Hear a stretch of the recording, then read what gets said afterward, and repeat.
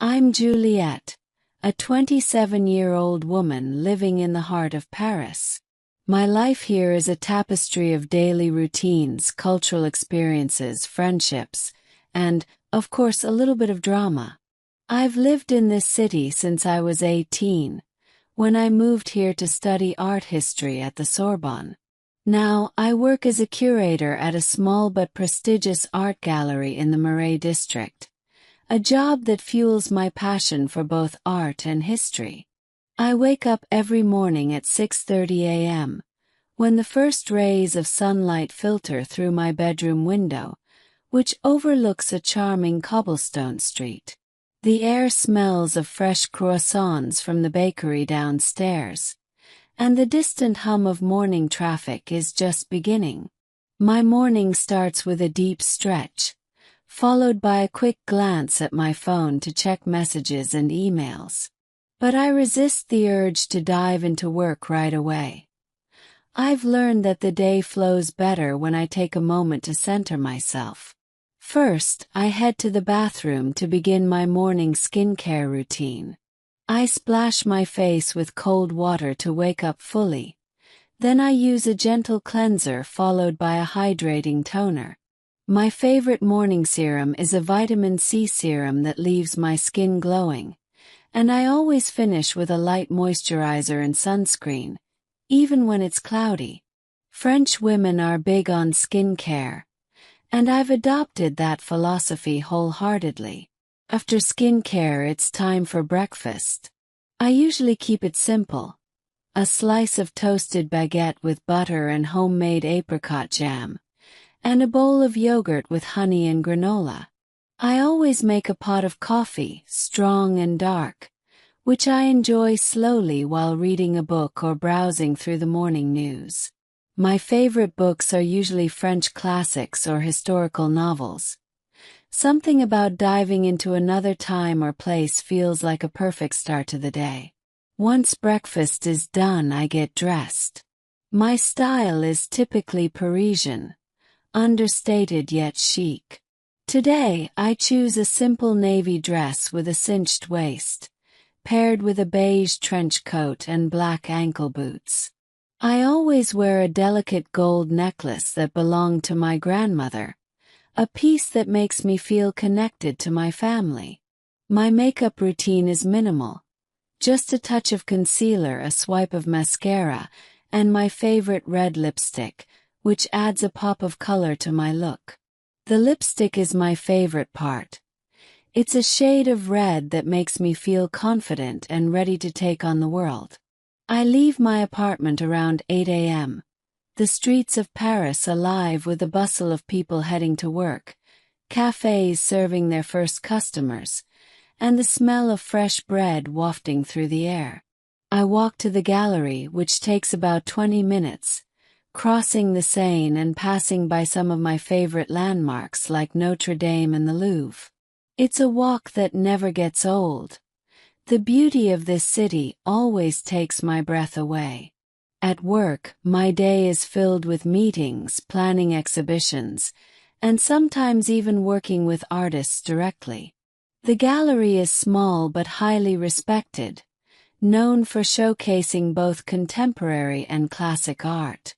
I love the challenge of curating exhibitions that tell a story, that provoke thought and evoke emotion. It's not just about displaying art. It's about creating an experience for the visitors. Lunch is usually something light and fresh: a salad with goat cheese and walnuts, or a baguette sandwich with ham, cheese, and butter.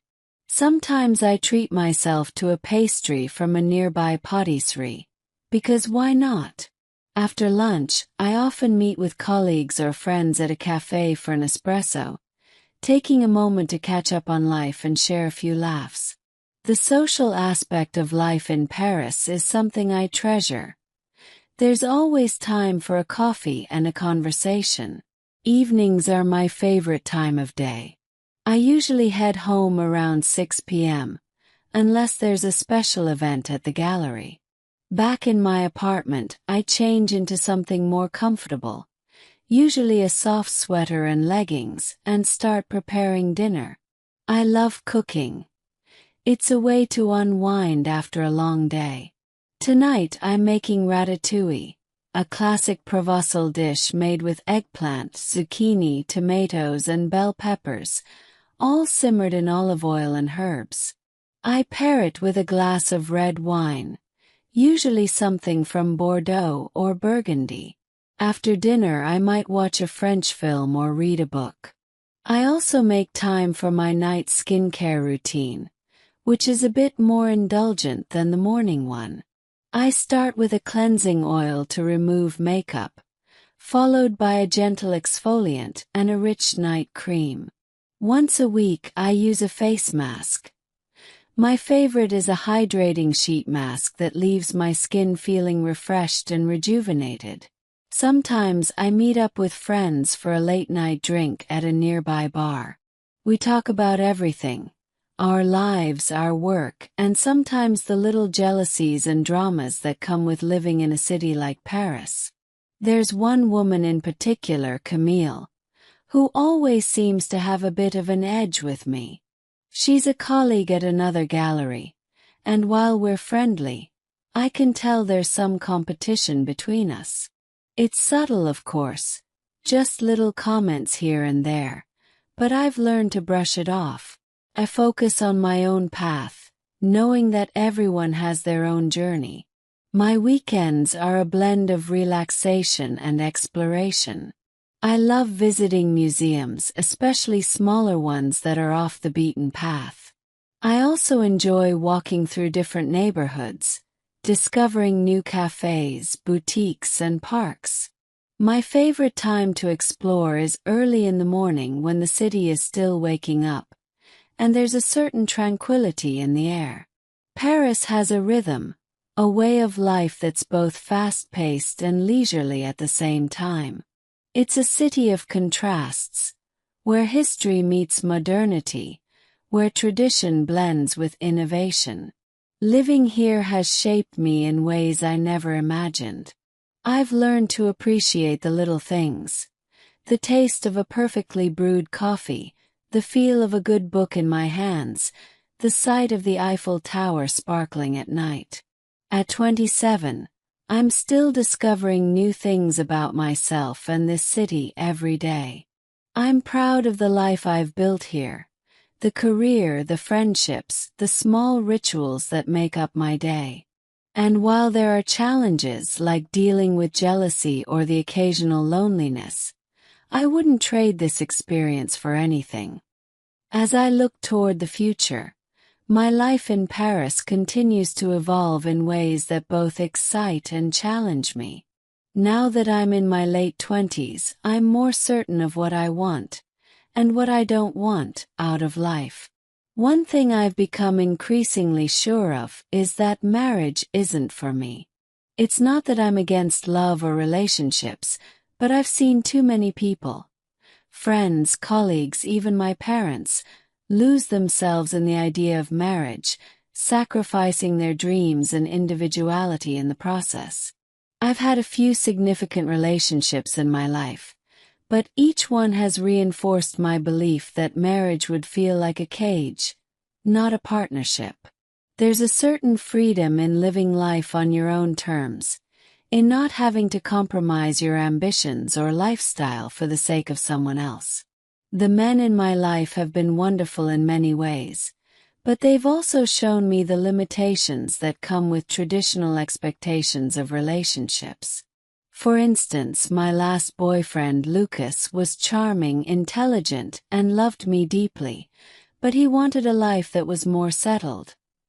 He dreamt of a house in the suburbs, children, and a routine that felt suffocating to me. I, on the other hand, dream of traveling the world, diving deeper into my career, and continuing to grow as an individual. The idea of tying myself down to a conventional life scares me more than the prospect of being alone. I want to be able to pick up and move to another country if an opportunity arises, or spend months at a time immersing myself in a new culture. I want to wake up every day knowing that I can follow my passions without feeling held back by anyone else's expectations. One of my biggest dreams is to open my own art gallery someday. A space that isn't just for displaying art but for nurturing new talent and fostering creativity.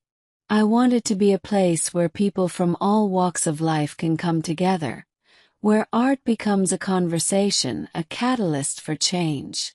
I've already started planning, saving, and even networking with artists and investors who share my vision. It's a dream that keeps me motivated, even on the days when self-doubt creeps in. And self-doubt is something I grapple with more often than I'd like to admit. Despite my outward confidence, there are moments when I question whether I'm making the right choices.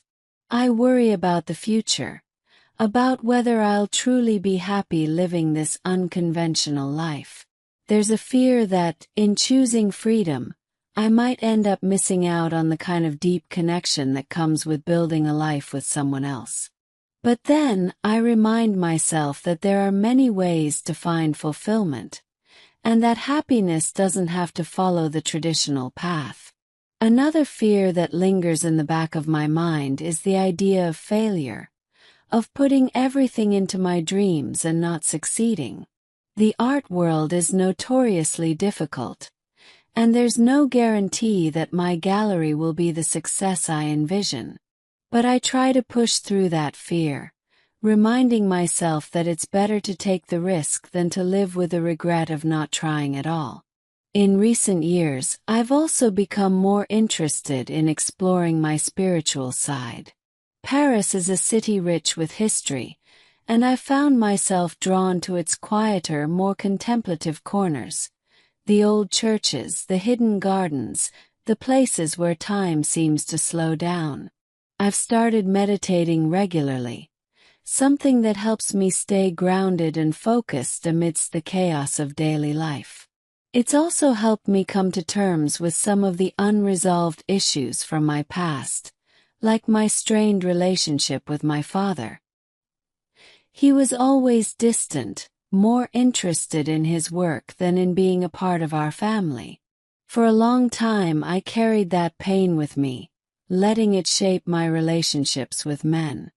But through meditation and reflection, I've begun to let go of that hurt, realizing that his absence doesn't define my worth. I've also been thinking more about my legacy, not in a grand world-changing sense, but in terms of the small ways I can make a difference. I've started volunteering at a local community center, teaching art classes to underprivileged children. It's a small thing, but it brings me so much joy to see their eyes light up when they create something they're proud of. It's also a reminder that art isn't just for the elite. It's for everyone, and it has the power to change lives in ways that are profound and lasting. My friendships have deepened, too, as I've become more intentional about the people I surround myself with. I've let go of some toxic relationships, people who were more interested in competition than in genuine connection. In their place, I've cultivated a circle of friends who inspire and uplift me, who understand and respect my choices, even if they don't always agree with them. We support each other's dreams, celebrate each other's successes, and are there for each other in the tough times. It's a kind of chosen family that I value deeply, one that makes the prospect of not having a traditional family of my own feel less daunting. As I move forward, I'm excited about the unknown. I don't have everything figured out, and I'm okay with that. Life is a journey, and I'm committed to making it as rich, fulfilling, and true to myself as possible. Whether that means continuing my life in Paris, moving to another country, or finally realizing my dream of opening a gallery, I know that I'm on the right path for me. A path where marriage isn't the goal, but where love, passion, and creativity are the guiding lights. As my journey continues, I find myself drawn to the more unconventional aspects of life in Paris. There's a world within this city that's hidden beneath the surface, a network of secret places and experiences that only those with a curious heart can uncover. I've always been fascinated by the lesser-known history of Paris, the stories that aren't found in guidebooks or told on tours, and recently, I've been delving deeper into this side of the city. One of the more unusual things I've started doing is exploring the catacombs, an intricate labyrinth of tunnels and chambers beneath Paris that few dare to venture into. While the official tour is well known, I've connected with a group of urban explorers who have access to parts of the catacombs that are off limits to the public. It's thrilling and a bit eerie, descending into the darkness with only a headlamp to guide the way, surrounded by centuries of history. The walls are covered in graffiti, some of it recent, some of it dating back to the 18th century, when the tunnels were first used as an ossuary. There's a sense of being in another world down there, where time stands still and the hustle and bustle of Paris feels like a distant memory. These underground adventures have become a form of escapism for me, a way to step out of the everyday routine and experience something entirely different. There's also a certain camaraderie among the group I explore with, people from all walks of life who share a love for history and a thirst for adventure. We swap stories, share tips, and sometimes just sit in the dark, listening to the silence that's so rare above ground. In contrast to these dark explorations, I've also developed a newfound passion for rooftop gardening. It started as a way to bring a bit of nature into my city life, but it's grown into something much more meaningful. I've transformed my apartment's small rooftop into a green oasis, filled with pots of herbs, flowers, and even a few vegetables. There's something incredibly satisfying about nurturing these plants, watching them grow and thrive despite the concrete jungle surrounding them. Gardening has taught me patience and mindfulness, qualities I didn't realize I needed until I started.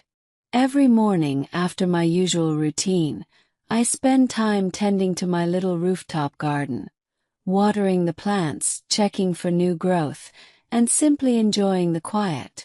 It's become a ritual that grounds me, a moment of peace before the day's chaos begins. I've even started experimenting with using the herbs and vegetables I grow in my cooking, adding fresh basil to pasta dishes or mint to my tea. It's a small but deeply fulfilling way of bringing a bit of nature into my everyday life.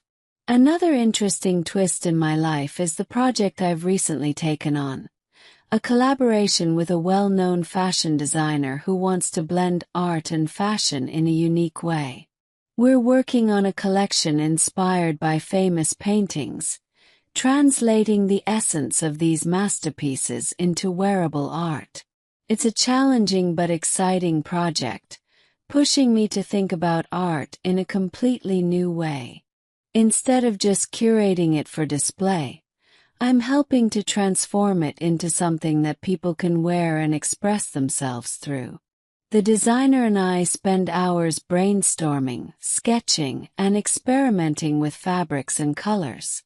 It's a creative process unlike anything I've done before, and I'm learning so much about the fashion world, an industry that's as intricate and layered as the art world I know so well. This project has also opened up new social circles for me. I've been attending more fashion events, mingling with designers, models, and influencers who have their own unique take on creativity. It's fascinating to see how these worlds intersect, how fashion and art can influence each other in ways that are both subtle and profound. I've even started experimenting with my own wardrobe, incorporating pieces that reflect the fusion of art and fashion we're working on.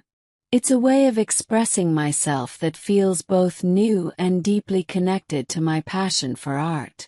Through these experiences, I've also become more aware of the importance of self-expression and the different forms it can take.